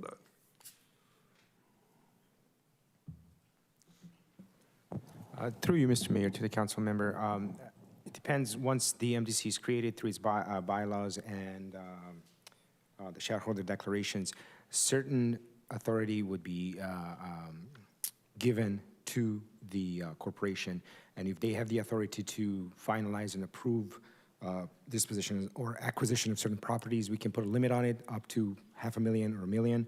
But if they are within that, excuse me, authority, then they would not need council's approval. If they go outside of the whatever authority they were delegated to, then they would have to get council's approval. Thank you to the city solicitor. So you're saying, though, that the bylaw would include specific thresholds or limits that would guide us in terms of what this corporation could approve? Through you, Mr. Mayor, Councilor, that is correct. We would tailor this corporation and its directors, I suppose, to have the certain authority within which they can operate. Okay, thank you. Next question through you, Mr. Mayor. On page 4, we mentioned that one of the objectives of the corporation would be to maximize the value of the city's holdings for sustainable long-term revenue. So through you to staff, Mr. Mayor, does that mean that we are going to try to maximize the value we get for our taxpayers, and that we've discussed before the fact that we are not responsible for housing, but we try to support affordable housing as much as possible? But the example of 320 Geneva, where we ended up transferring for a very low value, are we saying that an MDC would not do that? Through the mayor. I'm just going to jump in for a second. I don't think it's fair to say that we transferred it for very low value. I think we transferred it for a very low cost. But the value that's contained in the development that's going to come there, I think, is very significant. I mean, it's, staff can correct me if I'm wrong, but the build there, just to the first build, is going to be somewhere in the neighborhood of $25 to $30 million. So I think we need to be very careful with the language we're using. It was a very low cost transfer, but value is something different. And I will look to Mr. York. Understood, Mr. Mayor, but certainly we did not We did not maximize the sale price. You are correct. Exactly. Okay, I just want to make sure that we all understand what we're saying. Okay. Yep. Through the mayor to the councilor, I think it really depends on the uniqueness of the situation and or the opportunity in front of us. So the intent here is not to negotiate all 3, 5, 12 properties that may be deemed surplus for the right opportunity, but to look at the right opportunity, the density, the amount of units, what we can get on the properties that we have, how do we bring them to market, and then determining highest, best use, value, and/or opportunity in front of us. So, the goal is to maximize the value and best return on investment for the city of St. Catharines.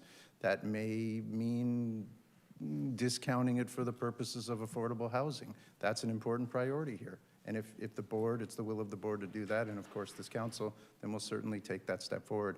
But it could also mean selling it for highest and best use that might be really good for the community and for council. Thank you for that, Director. And I just wanted to also clarify, we've talked a lot about the other cities that have municipal development corporations. From what I recall from that presentation we got from the consultant, all of those cities have a significantly larger number of properties than what we have. Like, I believe we have something like 11 total properties we're talking about. Is that correct? Through the mayor to the councilor, there were about a dozen included in the consultant study that staff identified as the best opportunities to bring to market. Certainly could mean more if we wanted to take a deeper dive. But when I'm reflecting on my visit to the Oakville Municipal Development Corporation's website, I think there's 4 properties on there. Some are larger in scale in terms of land mass, but the uniqueness of the opportunity is only determined by what can be built on the property. So staff, along with our consultants, went through that list a couple of years ago and thought these are the best opportunities to bring forward to council for maybe profit and/or unit count. Thank you for that, Director. And through you, Mr. Mayor, to staff again. I'm trying to understand the rationale for these 3 points in the recommendation being proposed at the same time. So the first one says that staff prepare a business case study. We've all agreed that we haven't seen an actual business case yet. So why would we approve the public consultation strategy and an asset transfer policy before we have seen that business case and approved or disapproved of how to proceed? Through the mayor to the council, it's part of the Municipal Act to follow this process to establish a municipal services or development corporation. And they have to be statutory. Concurrent? Pardon me? They have to be done concurrently? Yes. Yeah. Okay, thank you for that. Mr. Mayor, I'm still concerned about approving the other 2 without the first one, so when we go to vote on this, I would ask that we vote on the first one separate from the other 2. As my friend Regional Chair Jim Bradley says, it is always appropriate to request that we vote on these in a split manner. Thank you. All right, thank you, Councillor. We'll move on now to Councillor McPherson, followed by Councillor Miller. Thank you, Mr. Mayor. Through you to, well, I have no idea who. Just, it's been mentioned a couple of times that in the report from the consultants that there were the 11 properties identified early on by staff. How many pieces of land or parcels of land does the city own? Approximately. How? Through the mayor to the councilor, I'll take a stab at this. Couple hundred. I mean, we're talking slivers, parcels, boulevards, things of that nature. What staff and the consultant came up with was, as I said earlier, highest and best use. Right. So, thank you. But I'm just thinking, I recall having the conversations with the consultant when they did the interviews, and there was the opportunity, I believe, and other municipalities have done it with their municipal development corporations, is that they've looked at, and correct me if I'm wrong, they've looked at, city properties, community centers, that sort of land that could be redeveloped as part of a plan that perhaps had affordable housing, or just a developer was feeling extremely generous and wanting to commit the city a lovely gift. Is that something that the Municipal Development Corporation could possibly participate in or help facilitate? Yeah, through the mayor to the councilor, absolutely. So we would, theoretically, we could be improving all of our facility or some facilities for our residents that are currently here? Yes. Okay, thank you.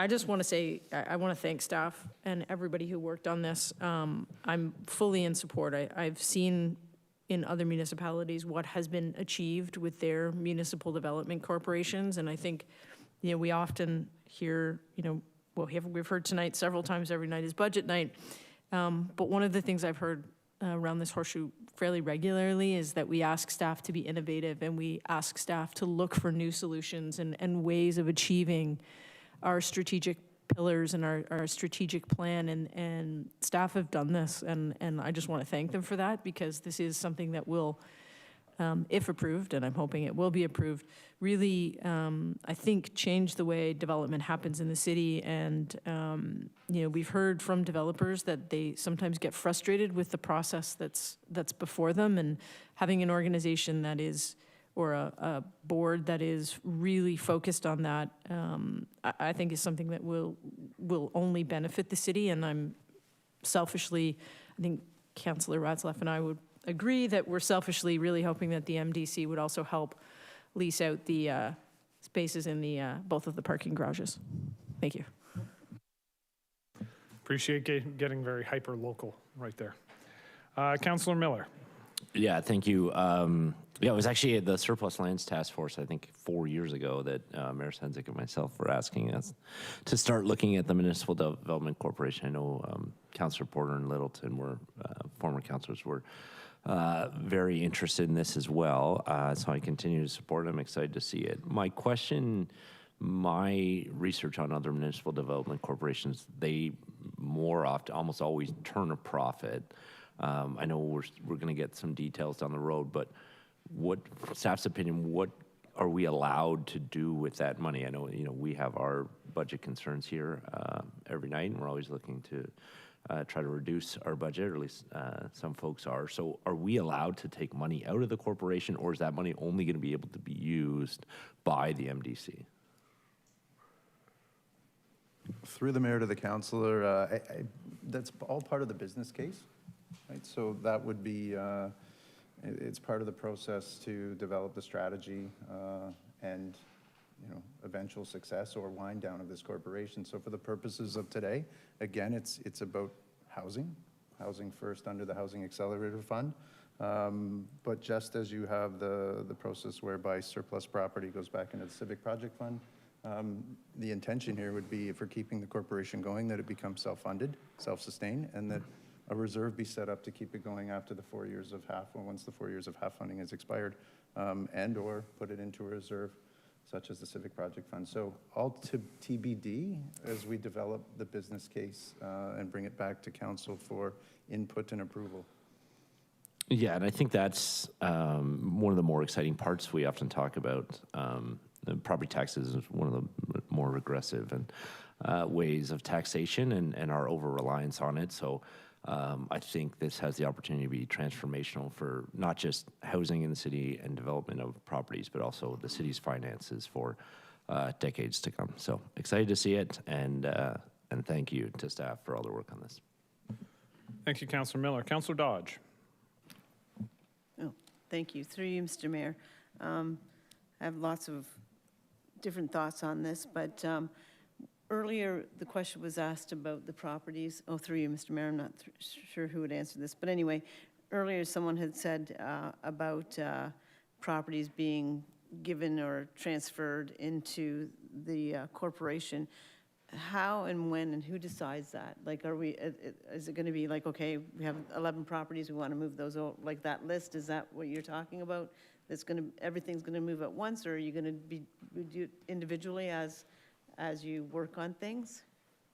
So through the mayor to the councillor, I would, a market analysis will have to be done on each of the properties that we determine are probably the best ones to bring to market. Market analysis will dictate what you can do with them, and then a recommendation from the MDC or staff to council on the surplusing of said properties, and then that's when they'll transfer to the MDC for marketability and potential disposition.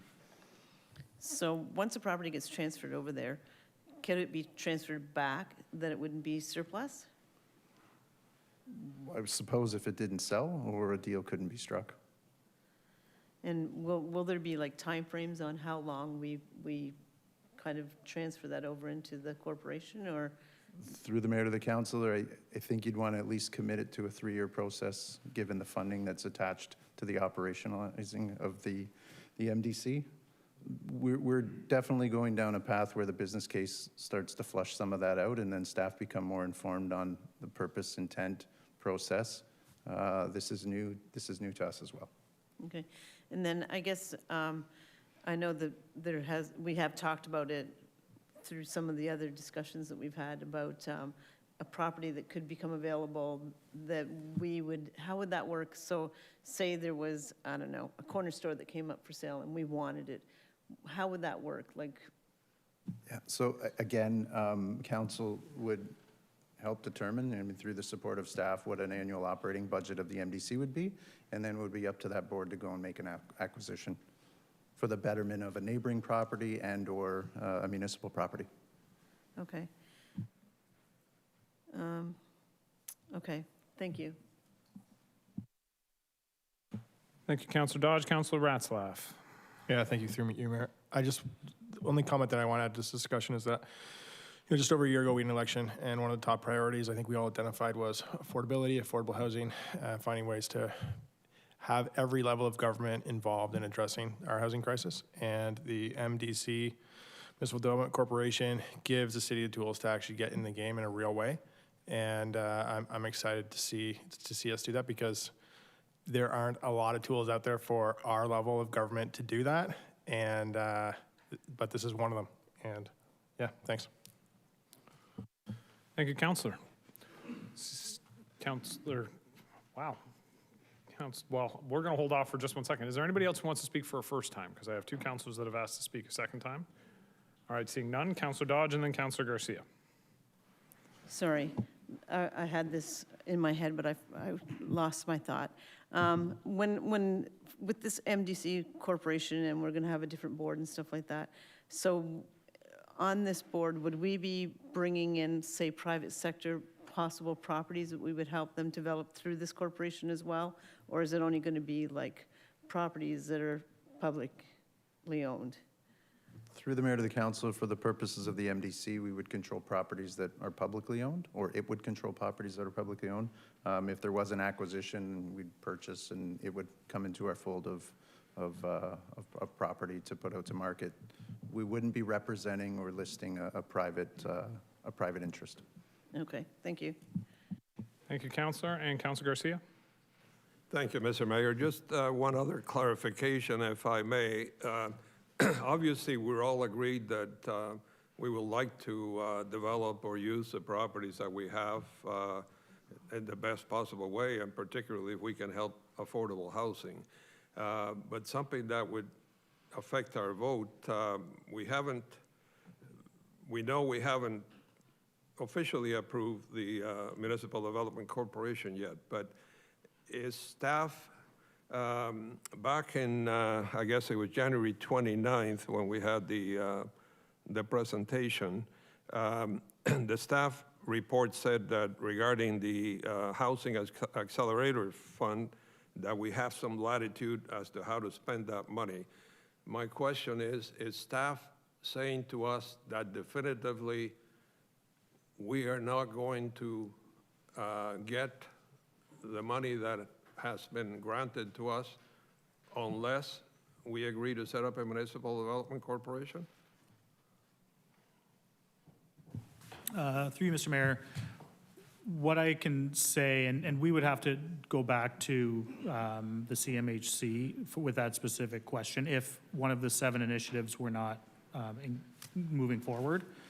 What I can say that we do know, the federal government has rescinded funding for Housing Accelerator for a variety of reasons. There's 7 initiatives that were included and approved, and the MDC is with one of them. So what I would suggest is if council did not move forward with the MDC, our total funding would be significantly at risk, but I can't confirm whether or not that, until we. Okay, thank you for that. I mean, like, what we're talking about, we're all in agreement in what the objectives are. I think back to what the deputy mayor asked at the beginning, the question is there a way to do this spending less money through our current staff or adding a staff person as opposed to setting up, and pardon me, director, for using the term bureaucracy again, but if, we certainly don't want to put that funding at risk, but I guess I got to wait for the business case and see what it says.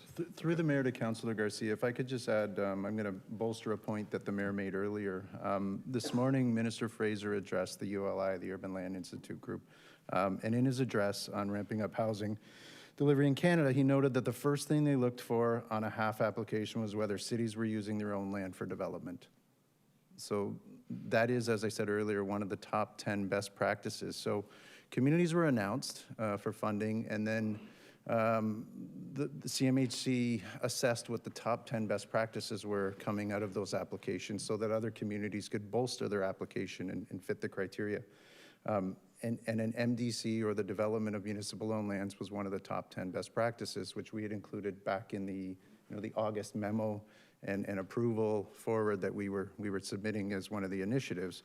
And he drove that point home again today, which I think is critically important, that we are heading in the right direction on solving some of the challenges around housing in this community.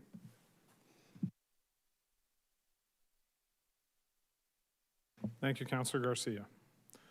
All right, seeing no other comments, I will speak very briefly before we call the roll. I did want to address a couple of things. I appreciated Councillor Williamson's questions with respect to accountability. I think accountability is actually very, very important in all of this. I think that the path that we choose to take forward when the business case comes back, when we start making decisions about governance, need to keep accountability at the forefront of what we're doing here. We need to be accountable to the community. We have to be accountable to the federal government. Ultimately, it is not simply good enough for us to set up the MDC. The MDC then has to start hitting targets. We have to actually get units built. Our dollars that we're receiving from the federal government are predicated on the fact that we are going to see those units built. It was pointed out that we've had major success with big projects in the past, and I agree wholeheartedly. But I think it's important to remember that those projects were of a very different sort than what we're discussing here. These are housing projects. Those were major municipal facilities, and they required a great deal of focus corporation-wide that I don't think we can afford in 2024 to be able to place on housing developments within the community. I think our staff are engaged in a variety of areas that are absolutely integral to the functioning of the city. We need a mechanism to be able to deal with the housing piece separately, and I think this offers it. It was mentioned, Councilor Miller mentioned diversifying revenue streams. This is exactly it. This is an opportunity for us perhaps to identify other dollars to be able to come into the city that aren't on the backs of property taxpayers, which we need to ensure. We also talked a lot about municipal lands and the city-controlled properties. Someone raised the point, and I don't know who it was, but that we don't just have to talk about surplus lands. We can talk about municipal facilities that could be redeveloped with the municipal use continuing, but additional housing being built in that location. We've seen examples of that in the private sector across the city.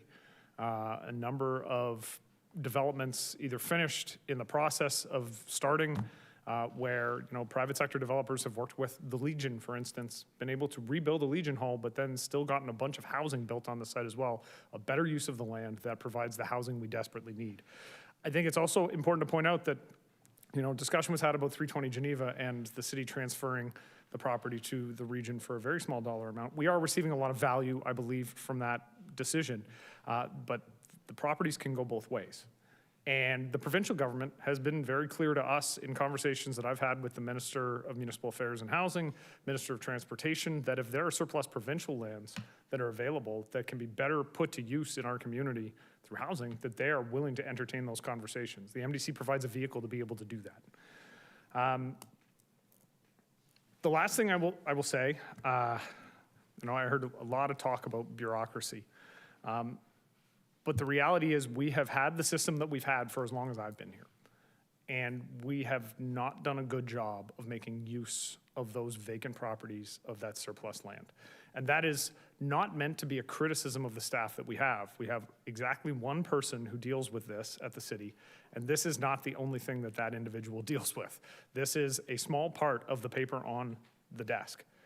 That individual has a number of other responsibilities, and to expect that they would engage in property development as almost a sideline to the regular job, I think is an unfair expectation. We can't expect to continue doing the same thing over and over again, but get different results. That's not the way it works. When Minister Fraser was speaking with respect to a denied housing accelerator fund application, that's already been referenced tonight, but I don't want to pile on to any of my municipal colleagues. He said only the most ambitious communities will receive funding. I appreciate being described as one of the most ambitious communities. This particular piece of our HAF application is a very large part of that ambition. We have to continue, I believe, in this path as a part of getting the housing built in our community that we need. It's why the federal government gave us the nod on this, where they said no to other municipalities. I don't remember how many, does anybody on staff know the number of municipalities in Ontario that received HAF funding? 21? Through the mayor, or sorry, to the mayor, 29 in Canada, we believe. 29 in Canada. So for clarity, OBCM has 29 members. So every member of the Big City Mayor's Caucus did not receive funding. They definitely didn't give it to all of the cities our size across the country. There are 444 municipalities in the province of Ontario, 445, sorry. There are 444 members of AMO, but Toronto thinks they're better than the rest of us. That was for Councillor Dodge. This was not given to everybody. It was a function of the ambition of the community and the staffs in those communities and the councils in those communities to take big steps to try and solve what is the defining problem of this generation. So I appreciate the confidence that council has had to this point. I would encourage my colleagues to vote in favor of this recommendation. It will be split into 3 parts, so we will deal with them, paragraph 1, paragraph 2, paragraph 3. And with that, I will look to the clerk to call the roll. So on the first clause, Councillor Harris. Yes. Councillor McPherson. Yes. Councillor Townsend. Yes. Councillor Miller. Yes. Councillor Lindell. Yes. Councillor Stevens. Yes. Councillor Dodge. Yes. Councillor Phillips. Yes. Councillor Garcia. Yes. Councillor Ratzlaff. Yes. Councillor Williamson. Yes. Mayor Cisco. Yes. And that's carried. On the second clause, Councillor Harris. Yes. Councillor McPherson. Yes. Councillor Miller. Yes. Councillor Phillips. Yes. Councillor Ratzlaff. Yes. Councillor Stevens. Yes. Councillor Townsend. Yes. Councillor Williamson. Yes. Councillor Dodge. Yes. Councillor Garcia. No. Councillor Lindell. Yes. And Mayor Cisco. yes. And that's carried. And then on the third clause, Councillor Harris. Yes. Councillor McPherson. Yes. Councillor Lindell. Yes. Councillor Garcia. No. Councillor Dodge. Yes. Councillor Williamson. Yes. Councillor Townsend. Yes. Councillor Stevens. Yes. Councillor Ratzlaff. Yes. Councillor Phillips. Yes. Councillor Miller. Yes. And Mayor Cisco. Yes. And that's carried. All right. Excellent debate, excellent questions. Thank you, everybody. Notice of motions. Are there any notices of motion for the next meeting? I know Councillor Garcia has one. Staff request a modified plan from Niagara Region regarding the reconstruction of RR 87 in Port Dalhousie. Does that capture the intent, Councillor Garcia? Yes. Excellent. Councilor Williamson and I will have a lot more detail, but just that's the intent. Excellent. Much appreciated. Are there any other notices of motion this evening? All right, seeing none, we are on to report requests. I have 2 report requests. We'll start with the first one. Councillor McPherson has a report request for a report by the end of Q2 on developing a heritage property tax relief program for properties designated under Part 4 of the Ontario Heritage Act. This is moved by Councillor McPherson. All those in favor of the report request? Opposed? That's carried. And then the second is from Councilor Ratzlaff, that staff prepare a report on the implications of implementing a bylaw similar to Hamilton's recent bylaw titled Addressing Renovictions, Tenant Displacement, and Property Standards in Apartment Buildings, including applicability to St. Catharines, consultation process, potential economic and social impacts, legal considerations, and enforcement mechanisms. Moved by Councilor Ratzlaff. All those in favor? Opposed? And that is carried. Committee and task force minutes. The council receive and file the minutes of the advisory committees of council as presented. Can I have a mover and a seconder for the minutes? Councilor Harris, Councilor Stevens, all those in favor? Opposed? That's carried. And closed session. Madam Clerk. So there's 3 reasons to go into closed session tonight. The first is financial management services, property management. It's a property matter for disposal. Closed session pursuant to Municipal Act Section 239(2)C, a proposed or pending acquisition or disposition of land by the municipality or local board for 54 Church Street, which is Realty File number 21.022. Legal and clerk services is the second item, obligations related to capital projects, and that's closed session pursuant to Municipal Act Section 239(2)F, advice that is subject to solicitor-client privilege, including communications necessary for that purpose. And item 3 is a request from Councilor Lindell, closed session pursuant to Municipal Act Section 239(2)C, a proposed or pending acquisition or disposition of land by the municipality or local board, and it's related to Community Park. Can I get a mover and a seconder to go into closed session? Councilor McPherson, Councilor Phillips, all those in favor? Opposed? Away we go.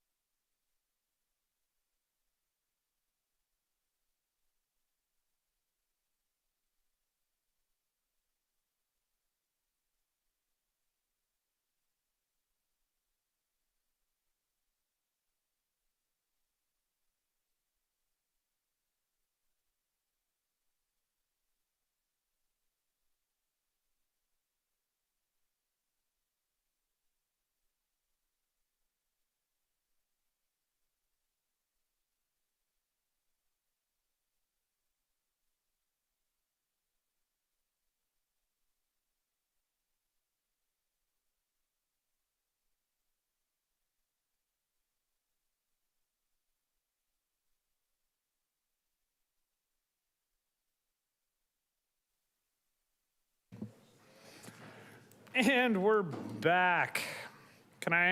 We'll start with 15.1 Financial Management Services. Actually, my apologies. Before we get started, we did add an additional reason to go in camera for personnel. The clerk's about an identifiable individual. I just need a motion to receive that piece. Councillor Harris, Councillor Dodge. All those in favor of receiving that? Approved. Who's unanimous? Can I have, for 15.1, which was Financial Management Services, Property Management, Property Matter Disposal, 54 Church Street, Realty File number 21.022. Moving it, I have Councillor Harris. Seconding it, I have Councillor Stevens. I will look to the clerk to call the roll. Councillor Harris? Yes. Councillor Stevens? Yes. Councillor Garcia? Yes. Councillor Dodge? Yes. Councillor Lindell? Yes. Councillor McPherson? Yes. Councillor Miller? Yes. Councillor Phillips? Yes. Councillor Ratzlaff? Yes. Councillor Townsend? Yes. Councillor Williamson? And Mayor Cisco. Yes. That's carried. All right, 15.2, Legal and Clerk Services, Legal Services Obligations related to capital projects. Moving is Councillor Garcia, seconding is Councillor Phillips. Clerk? Councillor Garcia? Yes. Councillor Phillips? Yes. Councillor Williamson? Councillor Townsend? Yes. Councillor Stevens? Yes. Councillor Ratzlaff? Yes. Councillor Miller? Yes. Councillor McPherson? Yes. Councillor Lindell? Yes. Councillor Harris? Yes. Councillor Dodge? Yes. And Mayor Cisco. Yes. And that's carried. Right, and 15.3, Property Matter, Community Park, that staff proceed as directed in camera. Moving is Councillor Lindell, second is Councillor Miller. Madam Clerk? Councillor Lindell? Yes. Councillor Miller? Yes. Councillor Ratzlaff? Yes. Councillor McPherson? Yes. Councillor Phillips? Yes. Councillor Dodge? Yes. Councillor Garcia? Yes. Councillor Williamson? Councillor Townsend? Councillor Yes. Stevens? Yes. Councillor Harris? Yes. And Mayor Cisco. Yes. And that's carried. All right, bylaws. That the bylaws listed on the council agenda as 8F be read a first time, considered and passed, and be signed and executed by the mayor and the clerk. Mover and a seconder. Councillor Lindell, Councillor Stevens. All those in favor? Opposed? That's carried. And item 17, that there being no further items of business, this meeting be adjourned. Councillor Harris, Councillor McPherson, in favor? Opposed? Good night. Good night, Soph.